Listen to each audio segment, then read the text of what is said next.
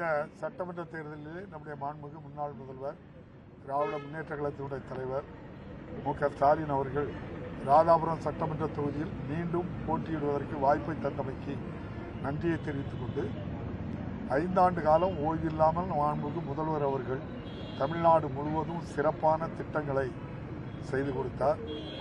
எண்ணற்ற திட்டங்கள், மகளிர் உரிமை தொகை, காலை சிற்றுண்டி மாணவ மாணவிகளுக்கு, பட்டம் படிப்பவர்களுக்கு மாதம் 1000 ரூபாய், பட்டம் படிக்கின்றவர்களுக்கு மடிக்கணினி உட்பட எண்ணற்ற திட்டங்களை தந்த முதல்வர், முன்னாள் முதல்வர் வெற்றி வாய்ப்பை இழந்தாலும் வாக்களித்த மக்களுக்கு நன்றி சொல்வதை முதல் ஆளாக குளத்தூருக்கு சென்றார். என்னையும் அழைத்து வாக்களித்த மக்களுக்கு நன்றி தெரிவித்தீர்களா என்றார். இல்லை என்றேன். உடனடியாக வாக்காளர் பெருமக்களுக்கு நன்றி தெரிவிக்க வேண்டும் என்றார். அந்த அடிப்படையிலே நன்றியை தெரிவித்திருக்கின்றோம். கடந்த 5 ஆண்டு காலத்தில் மட்டும் பல பணிகளை செய்திருந்தோம். வாக்களித்த மக்கள் மிக அதிகமான வாக்குகளை தரவில்லை என்றாலும் அவர்கள் மீது எனக்கு எந்த வருத்தமும் இல்லை. நம்முடைய மாண்புமிகு முன்னாள் முதல்வர், திராவிட முன்னேற்ற கழகத்தினுடைய தலைவர், தமிழ்நாடு முழுவதும் அந்த இயக்கம் மிகப்பெரிய வலுவாக இருக்கின்ற ஒரு இயக்கமாக இருக்கின்றது. தொடர்ந்து அந்த இயக்கத்திலிருந்து பணிகள் தொடரும். கடந்த 5 ஆண்டுகளில் மட்டும் குடிநீருக்காக மட்டும் ராதாபுரம் சட்டமன்ற தொகுதியில் அனைத்து வீடுகளுக்கும் குடிநீர் இணைப்பு வழங்க 1028 கோடி ரூபாய் நம்முடைய முதல்வர் தந்தார்கள். அதுபோல் கடலில் கலக்கின்ற தாமிரபரணி தண்ணீரை வறண்ட நம்முடைய பகுதிக்கு கொண்டு வருவதற்கு 1060 கோடி ரூபாய் தந்தார். இவ்வாறு எண்ணற்ற திட்டங்கள் நம்முடைய மாண்புமிகு முதல்வர் ஆட்சியில், நம்முடைய மாண்புமிகு முதல்வருடைய ஆட்சி காலத்தில் தான் இந்த வள்ளியூருக்கு மட்டும் மாவட்ட தலைமை மருத்துவமனையை தந்தவர் நம்முடைய முன்னாள் முதல்வர் அவர்கள். 504 ஏழைகளுக்கு அடுக்குமாடி குடியிருப்பை தந்தவர் முன்னாள் முதல்வர் மு.க.ஸ்டாலின் அவர்கள். அதுபோல் மாவட்ட கூடுதல் நீதிமன்றத்தை தந்தவர் மாண்புமிகு முன்னாள் முதல்வர் அவர்கள். இந்த வள்ளியூருக்கு மட்டும் புதிய பேருந்து நிலையம், அதுபோல் தினசரி சந்தை போன்றவையெல்லாம் எண்ணற்ற பணிகள் செய்திருக்கின்றன. சர்வதேச தரத்தில் ஒரு விளையாட்டு மைதானம் அமைக்கின்ற பணி ராதாபுரம் பக்கத்திலே நடைபெற்றுக் கொண்டிருக்கின்றது. இப்படி எக்கச்சக்கமான பணிகளை செய்தாலும் மக்கள் வெற்றி வாய்ப்பை தர அவருக்கு தயக்கம் காட்டினாலும் தொடர்ந்து மக்களோடு இருப்போம், மக்களுக்காக உழைப்போம். நம்முடைய மாண்புமிகு முன்னாள் முதல்வர் மு.க.ஸ்டாலின் அவர்கள் அறிவுரைப்படி மீண்டும் நிச்சயமாக இயக்க பணியோடு மக்கள் பணியும் தொடர்ந்து செய்வோம் என்ற உறுதியை கூறுகின்றோம். நன்றி. மத்திய அரசோட சட்டம் ஒழுங்கு எப்படி இருக்கு? கோயம்புத்தூர் 10 வயது குழந்தை பாலியல் பலாத்காரம், பல்வேறு குற்றச்சாட்டுகளை கூறி ஆட்சிக்கு வந்தாங்க. 12 நாள்ல 30க்கும் மேற்பட்ட சட்டம் ஒழுங்கு பிரச்சனை. எப்படி பாக்குறீங்க சார்? என்ன நடக்குது? அவங்க எந்த உறுதிமொழியும் கொடுத்து வரல. ஒரு ரீல் தயார் பண்ணாங்க 300 கோடி ரூபாய் செலவுல. ரூட்டுங்கிற அமைப்பு மூலம் 1200 தொழில்நுட்ப வல்லுநர்களை வைத்து 200 துணை நடிகைகளை வைத்து தினம் உண்மைக்கு புறம்பான ரீல்ஸ்களை இன்ஸ்டாகிராம் மூலமும் தயார் செய்து கிட்டத்தட்ட 30,000 நம்முடைய வாட்ஸ்அப் உருவாக்கி, அதே போல 2 லட்சம் ஃபேக் ஐடியும் உருவாக்கி சிறு குழந்தைகள் பார்க்கின்ற அந்த கார்ட்டூன் படம் வரை முழுமையாக அவர்கள் மத்தியிலே உண்மைக்கு புறம்பான செய்தியை கொடுத்தார்கள். உதாரணத்துக்கு ஒன்றை சொன்னால், சிஎம் சார், ஒரு பெண்மணி இறந்த உடனே சிஎம் சார் அவங்களுடைய உயிரை திரும்ப உங்களுக்கு கொடுக்க முடியுமா? அதைத்தான் இந்த அப்பாவு வள்ளியூரில் இருந்து கேட்கின்றேன். இப்போது இருக்கின்ற விஜய், சிஎம் சார், கோவையிலே 10 வயது சிறுமியை கடத்தி கொடூரமாக கற்பழித்து கொடூர தாக்குதல் நடத்தி கொலை செய்த அந்த குற்றவாளியை கண்டுபிடிப்பதற்கு காவல்துறை 3 நாட்கள் சுணக்கம் காட்டியது நம்முடைய மாண்புமிகு இன்றைய முதல்வர் அவர்களே, உங்களுக்கு தெரியுமா? 5 நாட்களுக்கு பிறகு குற்றவாளியை கண்டுபிடித்திருக்கிறீர்கள், சடலத்தை எடுத்திருக்கின்றீர்கள். நான் இப்போது வள்ளியூரில் இருந்து கேட்கின்றேன், மாண்புமிகு சிஎம் சார், உங்களால் அந்த 10 வயது சிறுமி உயிரை கொடுக்க முடியுமா? நீங்கள் ஆறுதல் சொன்னது கூட வலைதளத்தில் எவ்வாறு ஆறுதல் சொன்னீர்கள்? அந்த பாதிக்கப்பட்டவர்களுக்கு ஆறுதல் வலைதளத்தில் சொன்னீர்கள். வலைதளம் மூலமாகவே குற்றவாளியின் நடவடிக்கை எடுக்க வேண்டியீர்கள். மக்கள் கொதித்தெழுந்தார்கள். அதன் பயனாக முன்னாள் முதல்வர் மு.க.ஸ்டாலின் அவர்கள் இப்படிப்பட்ட தவறு நடந்தால் அந்த பெற்றோர்களை அல்லது அந்த குடும்பத்தினரை உடனடியாக தொலைபேசியிலோ நேரிலோ சந்தித்து உடனடியாக ஆறுதல் சொல்வார். அதே பாணியில் முன்னாள் முதல்வர் மு.க.ஸ்டாலின் பாணியில் இன்று தொலைபேசியிலே இவ்வளவு அழுத்தத்துக்கு பிறகு ஆறுதல் சொல்லியிருக்கின்றீர்கள். இன்னும் உங்க ரீல் அத்து எவ்வளவோ நாளைவிட்டது, என்ன ரீல் இருக்குன்னு நினைத்துக்கிட்டு மாய விலையில் வாழ வேண்டாம், ஆட்சி நடத்த வேண்டாம் என்று கேட்டுக்கொள்கிறேன். அதிமுக திமுக சேர்ந்து கூட்டணி ஆட்சி அமைக்கப்படுறத அதிமுக காரங்க ப்ரமோட் பண்ணிட்டு இருந்தாங்க. பாஜக கனெக்டிங் காலா இருந்துச்சு, திமுக அதிமுக கூட்டணி வைக்கிறதுக்கு பாஜக கனெக்டிங் காலா இருந்துச்சுன்னு காங்கிரஸ் எம்பி மாணிக்கம் தாகூர் சொல்லியிருக்காரு. ஒரு குற்றச்சாட்டு வச்சிருக்காரு. மாணிக் தாகூரை தவிர மற்ற எல்லா அரசியல் கட்சிகளும் பல பேர் நீங்க சொல்றபடி சொல்றாங்க. நான் ஒன்றை சொல்றேன். நம்முடைய இன்றைய முதல்வராக இருக்கின்றவர் ஆளுநரை சந்தித்து ஆட்சி அமைக்க உரிமை கோரினார். ஆளுநர் ஒரு கருத்தை சொன்னார். நீங்கள் பெரும்பான்மை உங்களிடம் இல்லை, உங்களிடம் இருப்பது 107 சட்டமன்ற உறுப்பினர் உங்களோட சேர்த்து. ஆகவே நீங்கள் அறுதி பெரும்பான்மை வர வேண்டும் என்றால் நீங்கள் 118 பேர் என்னிடம் கொண்டு வாருங்கள், அப்போதுதான் உங்களுக்கு ஆட்சி அமைக்க அனுமதிப்பேன் என்று நம்முடைய மாண்புமிகு ஆளுநர் அவர்கள் சொன்னார்கள். அதற்கு தயார்படுத்துவதற்கு ஒரு வார காலம் முயற்சி செய்தார். அந்த காலகட்டத்தில் தான் நீங்கள் சொல்ற போது பலவிதமான டிஸ்கஷன். அந்த காலகட்டத்தில் எந்த அரசியல்வாதி யாரை சந்திச்சாலும் அவங்களுக்கு அந்த வாய்ப்பு இல்லைன்னா வேற யார் பண்ணலாம், ஏடிஎம்கேயும் திமுகவும் சேர்ந்தா என்ன ஆகும், அப்படி ஒரு ஆட்சி அமைக்கலாமா, டிஸ்கஷன் எல்லாரும் பண்ணிட்டு இருந்தாங்க. எல்லா தலைவர்களும் ஒருத்தருக்கு சேரும் போது இதைத்தான் டிஸ்கஷன் பண்ணிக்கொண்டே இருந்தார்கள். ஆனால் அடுத்த வினாடியே மாண்புமிகு முதல்வர் முன்னாள் முதல்வர் மு.க.ஸ்டாலின் சொன்னார், நான் ஒருபோதும் ஆட்சி அமைப்பதற்கு முதல்வராக வருவதற்கு நான் விரும்பவில்லை, நான் பிரதான எதிர்க்கட்சியாக செயல்படுவேன், விஜய் ஆட்சி அமைப்பதற்கு இந்த ஸ்டாலின் இடையூறாய் இருக்க மாட்டான். இது சொன்னது யாரு? நம்முடைய மாண்புமிகு முன்னாள் முதல்வர், இன்றைய திராவிட முன்னேற்ற கழக தலைவர். அப்போது அந்த டிஸ்கஷன் ஓடிக்கிட்டு இருக்கும் போது எல்லாரும் போய் ஒருத்தர் சந்திச்சு பேசினாங்க. இது முயற்சியா? பிரதான எதிர்க்கட்சியாட்டு இருக்கக்கூடிய மு.க.ஸ்டாலின் அவர்கள் என்ன சொல்றாங்க? நான் ஆட்சிக்கு வருவதற்கு விரும்பவில்லை, நான் பிரதான எதிர்க்கட்சியா செயல்படுவேன், விஜய் ஆட்சி அமைப்பதற்கு இடையூறு செய்ய மாட்டேன். இதுக்கப்புறம் உங்களுக்கு என்ன வந்துட்டு போற போக்கில் புழுதிவாரி வீசிட்டு போகக்கூடாது. எல்லாரையும் நான் அன்போடு கேட்டுக்கொள்கின்றேன். ஏதோ இந்த இயக்கம் வலுவான இயக்கம், எந்த கொம்பனாலும் அசைத்து கூட பார்க்க முடியாது. நிச்சயமாக மீண்டும் எழும் வருகின்ற நாடாளுமன்ற தேர்தல், உள்ளாட்சி தேர்தலிலே மிகப்பெரிய வெற்றியை நம்முடைய மாண்புமிகு முன்னாள் முதல்வர் மு.க.ஸ்டாலின் தலைமையில் இருக்கின்ற ஆட்சி நிச்சயமாக வெற்றி. அது எந்த சுணக்கமும் யாருக்கும் சந்தேகமும் தேவையில்லை. இந்த பொய் பிரச்சாரங்களை யாரோ ஒருவர் டிஸ்கஸ் பண்ணிட்டு இருந்ததை இல்லை அப்படி முயற்சி பண்ணாங்கன்னு சொல்வது நான் வன்மையாக கண்டிக்கிறேன். அப்படிப்பட்ட எண்ணம் நம்முடைய முதல்வருக்கு இருந்தால் அம்மையார் ஜெயலலிதா இறந்தவுடன் பல பேர் வந்தார்கள். நான் நேர பேர வேணா சொன்னா நம்முடைய கலைச்செல்வன்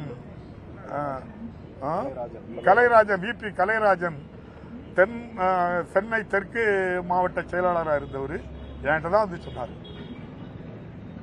நாங்கள் இவ்வளவு பேர் வாரோம், நான் கூப்பிடுதேன், உங்க தலைவர்கிட்ட சொல்லுங்க. நான் எங்க தலைவர்கிட்ட போய் பேசினேன், அடுத்த நாள் சொல்றேன்.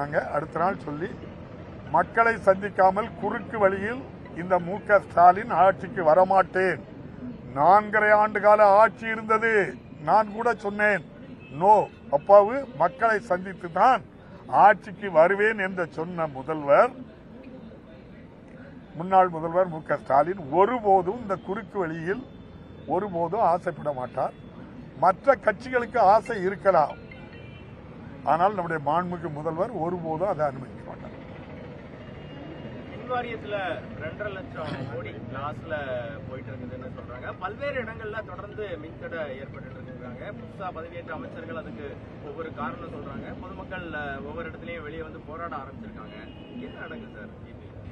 நீங்க 2.5 லட்சம் நஷ்டம் இல்லை, 2.5 லட்சம் கடன் மின் வாரியத்துக்கு குறையாதான் கடன் இருக்குன்னு நினைச்சேன். 2.5 லட்சம் கோடி ரூபாய் கடன் இருப்பதாட்டு நம்முடைய மின்துறை அமைச்சர் நிர்மல்குமார் அவர்கள் சொல்லியிருக்காங்க. கடன் இருக்கலாம், வெப்சைட்ல போய் பார்த்தா எல்லாருக்கும் தெரியும். ஆனா அந்த கடன் எப்படி வந்ததுன்னு அவங்க சேர்த்து சொல்லணும். 2011 திராவிட முன்னேற்ற கழகம் ஆட்சியை விட்டு இறங்கும் போது 43,000 கோடி ரூபாய் கடன், ஆண்டுக்கு 4,000 கோடி ரூபாய் வட்டி கொடுத்துட்டு இருந்தோம். அந்த 10 ஆண்டு கால ஆட்சியில 1,59,000 கோடி கடன் ஆயிருக்கிறது. 10 ஆண்டு காலம் திமுக 2021 ஆட்சிக்கு வரும்போது 1,59,000 கோடி கடன் ஏன் வந்தது, எப்படி வந்தது? இந்த 10 ஆண்டு கால ஏடிஎம்கே ஆட்சியில நிலக்கரி அதானி மூலம் கொள்முதல் பண்ணல தமிழ்நாடு மின் வாரியத்துக்கு இழப்பு பல 1000 கோடி ரூபாய். நான் சொல்லல, யார் சொல்றா? சிஏஜி ரிப்போர்ட் சொல்லுது. பல 1000 கோடி ரூபாய் தரமான நிலக்கரிக்கு ஒப்பந்தம் செய்துவிட்டு தரம் குறைந்த நிலக்கரியை அனுப்பியதுல பல 1000 கோடி ரூபாய் இழப்பு ஏற்பட்டிருக்கு. சிஏஜி ரிப்போர்ட் இருக்கு. நான் என்ன தாரம் எப்படி வேணாலும் வாங்கியிருக்கேன். அதே போல நம்முடைய தமிழ்நாடு மின் வாரியத்தினுடைய ஒழுங்குமுறை ஆணையம்னு ஒண்ணு இருக்கு. அந்த ஒழுங்குமுறை ஆணையத்தில் 3 பேர் இருப்பாங்க. ஒருத்தர் சேர்மன், 2 பேரு மெம்பரா இருப்பாங்க. அதானி அவர்கள் 2016 எண்ணி நினைக்கிறேன் நம்ம தமிழ்நாட்டில் 947 மெகாவாட் மின்சாரம் உற்பத்தி செய்ததாக அவரு கிரிட்ல கொண்டு சேர்க்கிறாரு. ஆனா உண்மையிலே 406 மெகாவாட் தான் உற்பத்தி செய்து கிரிட்ல கொண்டு சேர்த்திருக்காங்க. அதுவும் 2016 தான் சேர்த்திருக்காங்க. அம்மையார் ஜெயலலிதா அம்மா இருக்கும்போது தான் அது நடந்தது. 2016க்கு 15 வரை அந்த சோலார் மின் உற்பத்தி செய்து கிரிட்ல கொண்டு சேர்த்தா 7 ரூபாய் தமிழ்நாடு மின் வாரியம் அவங்களுக்கு கொடுக்கணும்னு இருந்தது. ஆனா அது முடிந்து விட்டது. அதை தாண்டி 1 வருஷம் எக்ஸ்டென்ஷன் யாரு கொடுக்கா? மத்திய அரசினுடைய அழுத்தத்தில் அம்மையார் ஜெயலலிதா கொடுக்காங்க. அந்த ஓராண்டு கால எக்ஸ்டென்ஷனை 406 மெகாவாட் தான் வேலை முடிஞ்சு கிரீட்ல வந்திருக்கு.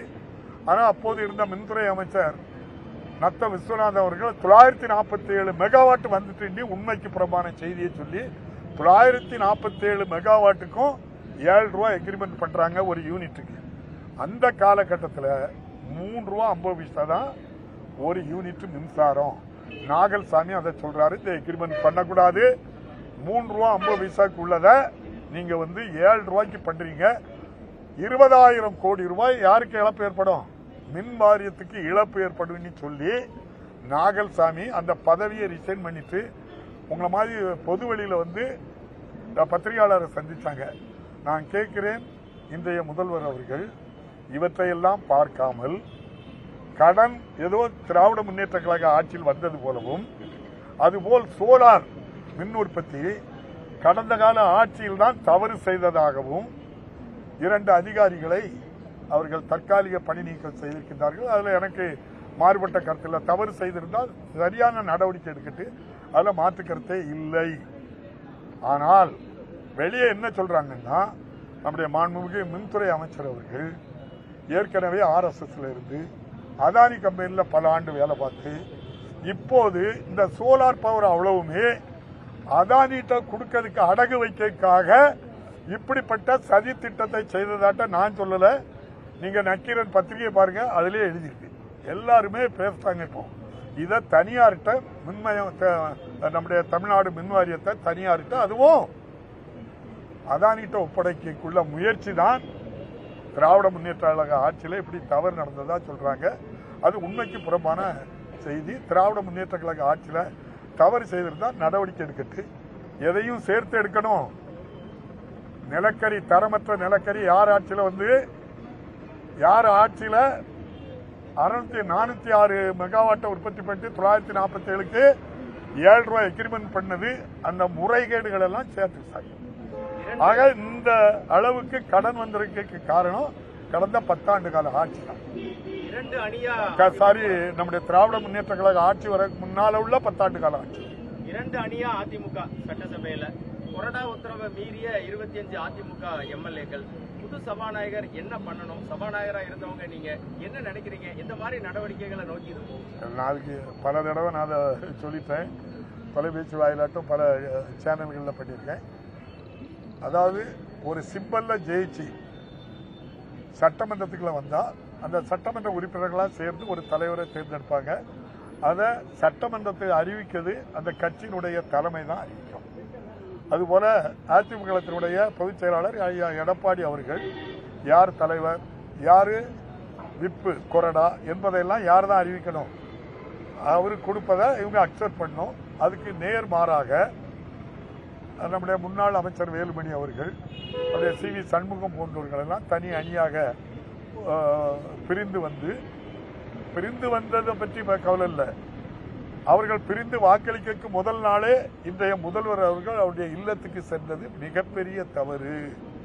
அவ்வாறு அவர்கள் சென்று அவங்களுக்கு ஆதரவு கேட்ட காரணத்தினால் சபாநாயகர் அவர்கள் அவருடைய கருத்துக்கு வலி சேர்க்கின்ற வண்ணம் 2 பேருக்குமே என்ன செய்யல, முடிவெடுக்கல, பரிசீலனை இருக்குன்னு சொல்லிட்டாரு. அவ்வளவுதான். ஆனால் அவர் பொதுச் செயலாளர் கொடுக்கறதுதான் சரின்னு சொல்லி அவர் ஆளுநர்கிட்ட போனாரு. இப்ப நம்ம உச்ச நீதிமன்றத்துக்கு அவங்க போவாங்க. ஆகவே ஒரு ஃப்ளோர் டெஸ்ட்ல கட்சிக்கு எதிராட்டு அந்த சிம்பல்ல ஜெயிச்சு வந்து வாக்களித்தாக்கி அப்படின்னா அவங்களுக்கு என்ன கிடையாது, பதவி நீடிக்காது. பதவி நம்முடைய அந்த கட்சி தாவல் தடை சட்டத்தில் பதவி இழப்பார்கள். உங்களுக்கு தெரியும், ஏற்கனவே நம்ம ஒரு டிடிவி தினகரன் கூட 19 பேர் போனாங்க. அதில் 18 பேரை நீக்கினாங்க. ஒரு ஆளு ஜக்கையன் மட்டும் மீண்டும் கட்சி தலைமை அணுகி மன்னிப்பு கடிதம் எழுதி கொடுத்து மன்னிப்பை அவர்கள் ஒத்துக்கொண்ட காரணத்தினால் அவருடைய பதவி தப்பியது. அதே போலதான் இந்த 22 பேரும் இப்போது வேலுமணி அவர்கள் சொல்லியிருக்காங்க, எங்களுக்கு பொதுச் செயலாளர் யார் தான், அந்த 25 சட்டமன்ற உறுப்பினர்கள் எங்களுக்கு பொதுச் செயலாளர் எடப்பாடி பழனிசாமி அவர்கள் தான் சொல்லி அநேகமாக எங்களை மன்னித்து கட்சியில் சேருங்கன்னு சொன்னாக்கி அவங்களுக்கு எது தப்போம், அவர்களுடைய சட்டமன்ற உறுப்பினர் பதவி தக்க வைக்கப்படும், இல்லை என்றால் பதவி பறிக்கப்படும். தமிழக அரசு அலுவலகங்கள்ல வந்து தாவக நிர்வாகிகள் அத்துமீறல்ல ஈடுபடுறாங்க. சங்கரமேல் மருத்துவமனை ஆகட்டும், பேரூராட்சி அலுவலகமாகட்டும், இந்த மாதிரி இதுல வந்து தாவக நிர்வாகிகள் வந்து தொடர்ந்து அத்துமீறல் ஈடுபடுறாங்க. அது காரணம் அவங்க பார்த்ததெல்லாம் ரீல். அந்த ரீல் படி அவங்களுக்கு எல்லா உரிமையும் இருக்க மாதிரி தமிழ்நாடு முழுதும் போறாங்க. அந்த ரீல் அத்து போச்சுன்னு அவங்க சொல்லணும். 1-2 அமைச்சர்கள் சொல்லிட்டு இருக்காங்க. ஒன்றிய அரசு வந்து அதாவது வந்து அதிர்ச்சிக்குள்ளாக்குறது வந்து என்ன காக்ரோச்சின்னு சொல்லி ஒரு ஜனதாக்கள் ஆரம்பிக்கிறாங்க. அதை கூட இடையில நேற்று கூட உடைக்கிட்டாங்க. அதை குறித்து நீங்க என்ன சொல்றீங்க? காங்கிரஸ் ஜனதா பார்ட்டின்னு சொல்லி ஒரு அமைப்பை உருவாக்கி இருக்காங்க. ஜென்சி லட்சக்கணக்கான கோடிக்கணக்கான பேர்கள் அந்த காக்ரோச்சி வேலை இல்லாத இளைஞர்களை கொச்சைப்படுத்தி பேசியதின் பயனாக இந்த காக்ரோச் ஜனதா பார்ட்டின்னு ஒன்று ஆரம்பிச்சு இளம் தலைமுறைகள் ஒன்றாக சேர்ந்து விட்டார்கள். அவர்கள் இப்போ கூடுவதை பார்த்தால் எனக்கு என்ன தெரியுதுன்னா, மிக விரைவிலேயே இலையையும் தாமரையும் சாப்பிட்டு போலுக்கு அந்த காக்ரோச். அதே போல அது போடுற இறைச்சல் இருக்குல்ல, அந்த இறைச்சல்ல விசில் சத்தம் காணாமலே பெரும்புது. நன்றி, வணக்கம்.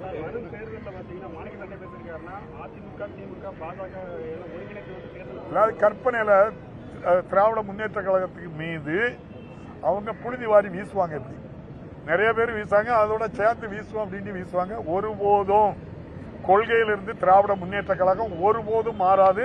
மாண்புமிகு முன்னாள் முதல்வர் மு.க. ஸ்டாலின் இந்த இயக்க தலைவராக இருக்கும் வரை இந்த கட்சி தொண்டர்கள் அவ்வளவு பேரும் ஒருபோதும் ஆட்சி அதிகாரத்துக்காக எதையும் செய்யலாம் என்று நினைக்க மாட்டார்கள். முதலில் கட்சி, கொள்கை, மக்கள் பணி, இதுதான் இந்த லட்சியம். நிச்சயமா தொடரும். மீண்டும் மக்கள் தவறு செய்யட்டு இப்பவுமே பல இடங்கள்ல சொல்றாங்க. நிச்சயமாட்டு திராவிட முன்னேற்ற கழகம் மீண்டும் அரியணையில் வந்து உட்காரும். நன்றி, வணக்கம்.